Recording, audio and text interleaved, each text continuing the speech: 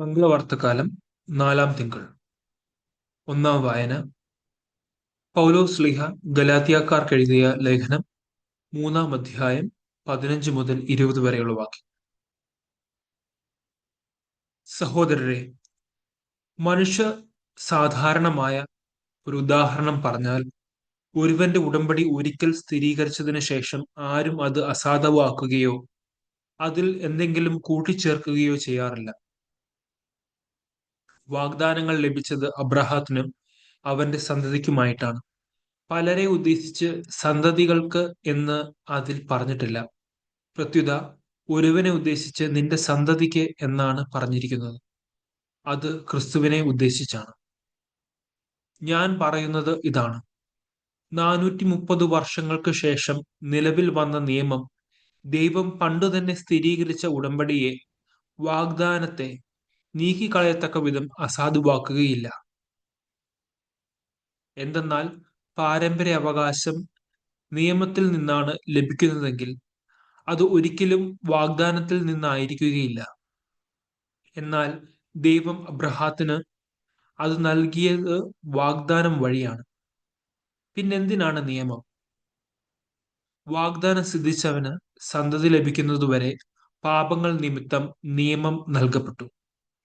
ദേവദൂതന്മാർ വഴി ഒരു മധ്യവർത്തിയിലൂടെ അത് വിളംബരം ചെയ്യപ്പെട്ടു. ഒന്നിൽ കൂടുതൽ പേരുണ്ടെങ്കിലേ മധ്യവർത്തി വേണ്ടു.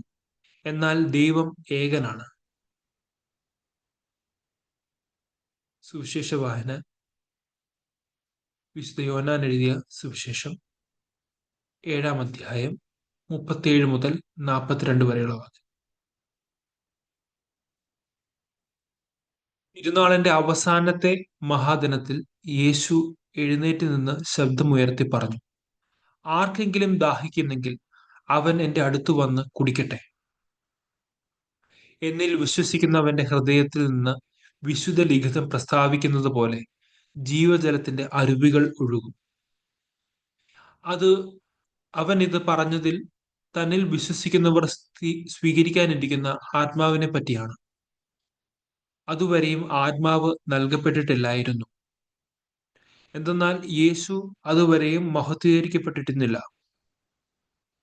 ഈ വാക്കുകൾ കേട്ടപ്പോൾ ഇവൻ യഥാർത്ഥത്തിൽ പ്രവാചകനാണ് എന്ന് ചിലർ പറഞ്ഞു. മറ്റു ചിലർ പറഞ്ഞു, ഇവൻ ക്രിസ്തുവാണ്. എന്നാൽ വേറെ ചിലർ ചോദിച്ചു, ക്രിസ്തു ഗലീലയിൽ നിന്നാണോ വരിക? ക്രിസ്തു ദാവീദിന്റെ സന്താന പരമ്പരയിൽ നിന്നാണെന്നും ദാവീദിന്റെ ഗ്രാമമായ ബെത്ലഹേമിൽ അവൻ വരുമെന്നല്ലേ വിശുദ്ധ ലിഖിതം പറയുന്നത്. നമ്മുടെ കർത്താവായ മിശിഹായ്ക്ക് സ്തുതി.